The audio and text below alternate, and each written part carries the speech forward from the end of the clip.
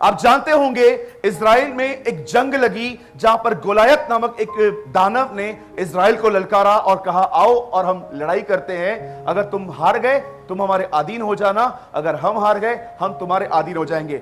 जानते हो उन दिनों में एक राजा था, उसका नाम शाऊल था। बाइबल बताती है उसने लड़ाई में जाना ठीक नहीं समझा, उसने अपने अपने कैंप के बाहर एक बोर्ड लगा दिया कि इस दानव को मारो और ये सारे इनाम तुम्हारे। जानते हो पहला इनाम क्या था? मैं अपनी बेटी की शादी तुमसे करवा दूंगा। अब देखिए दाऊद जीता था इसलिए उसकी पहली पत्नी मिशेल है।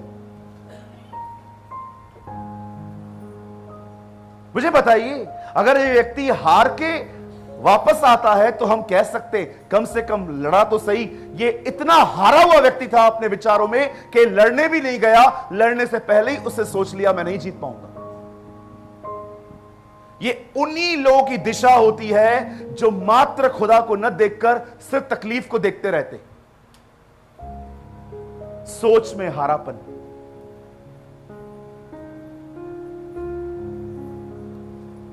मैं आपको अपनी गवाही बताता हूं, मैं जल्दी नहीं हारता।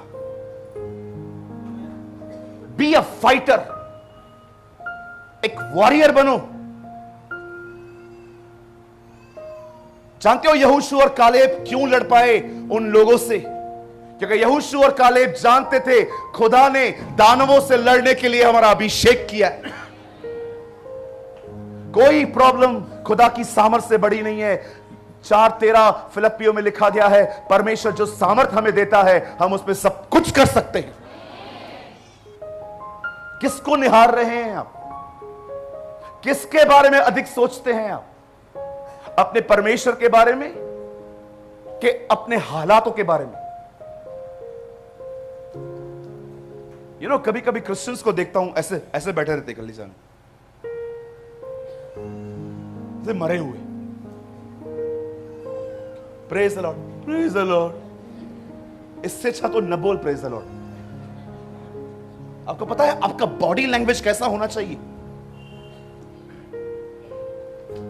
मैं अपने कलीसिया के अंदर ऐसे नहीं बैठता। ये देखिए ऐसा दिखाऊं मैं आपको,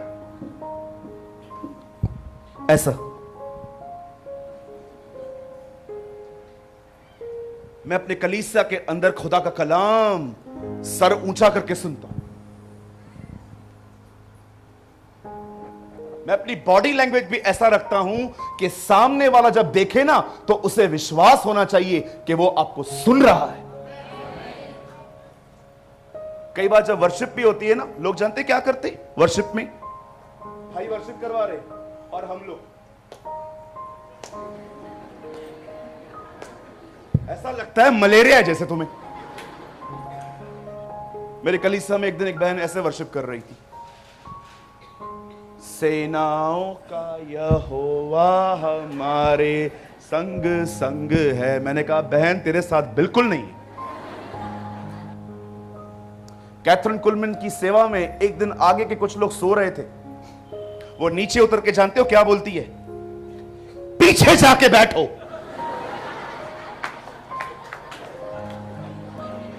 डर क्या यार?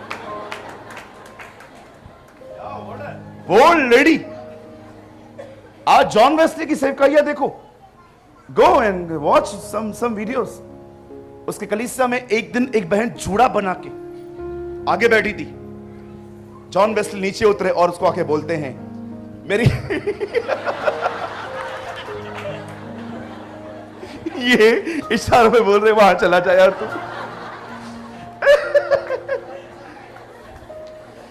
डोंट वरी ब्रदर, मैं आपके पास नहीं आऊंगा। एक दिन जॉन वेस्ली प्रीच कर रहे थे, आपको पता है, he is amazing man of God. वो प्रीच कर रहे थे तो एक बहन ऐसे बाल ऊपर करके गुलदस्ता बना के आई थी, तो बार बार उनकी आंखों में जा रहा था, बार बार उनकी आंखों में जा रहा था।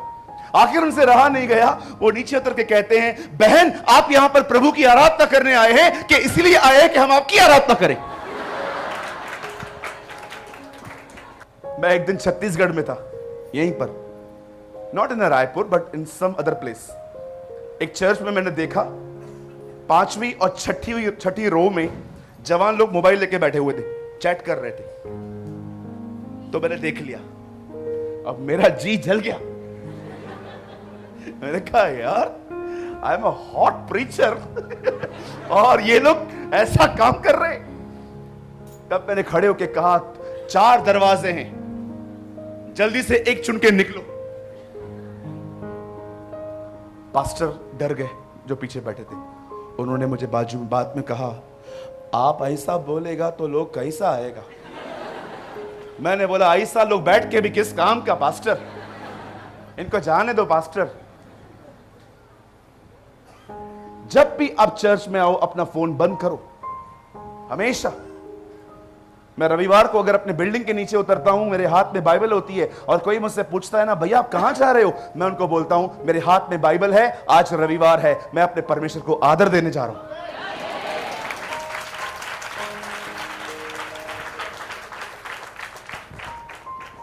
और उसके बाद भी अगर लोग फोन यूज करना बंद नहीं करते, पास्टर्स प्रे करो कि खुदा इनके मोबाइल को बपतिस्मा दे। हालेलुया। इसका मतलब इनका फोन पानी में गिरे।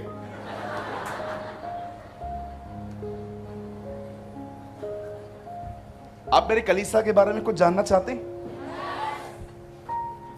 आपको पता है मेरे कलीसिया में फोन अलाउ नहीं है। अगर आप हमारे चर्च में आओगे ना, आपको वॉलंटियर साहब बोल देंगे, बाइबल लाए हो? नहीं, कोई बात नहीं, मोबाइल में मत खोलना, प्रोजेक्टर लगाया है तुम्हारे लिए, वहां पढ़ो।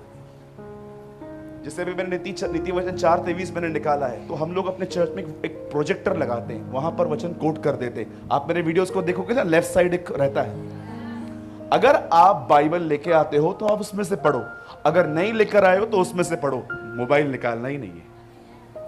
हमारे कलीसिया में फोन अलाउ नहीं है। अगर आपका फोन आता है, बाहर जाओ, बात करके अंदर बैठो, वो भी इमरजेंसी हो तो। अगर आप हमारे कलीसिया के अंदर चर्च चल रही है और चैट करोगे, मैंने इतना ट्रेन करके रखा है अपने लोगों को, वो आपको बड़ी नम्रता से कहेंगे अंदर रखिए, ठीक नहीं है ये बात।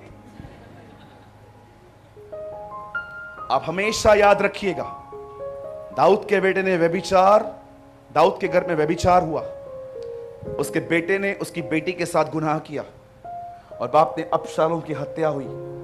याद रखिए, ये सब जो उसके घर में हुआ, इसके लिए दरवाजे दाऊद ने खोले थे, क्योंकि दाऊद भी व्यभिचार और हत्या में फंसा था।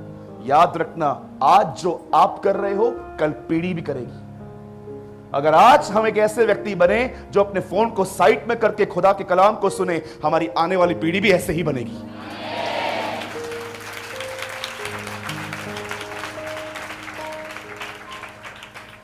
आजकल कुछ लोग फोन में इतने घुसे हुए रहते हैं, अगर आप उनका फोन उनसे लो ना, ऐसा लगता है कि आपने उनकी किडनियां ले ली। एक आदमी मर के ऊपर गया, पतरस ने कहा, अच्छे काम किए तुमने, कहां जाना है तुम्हें? नरक के स्वर्ग। उस भाई ने कहा, मुझे मोबाइल और इंटरनेट दे दे, मैं किधर भी सेट हो जाऊंगा। मैं जवानों से एक हिदायत देता हूं, अपना फोन कम यूज करो, आप व्यभिचार में नहीं गिरोगे।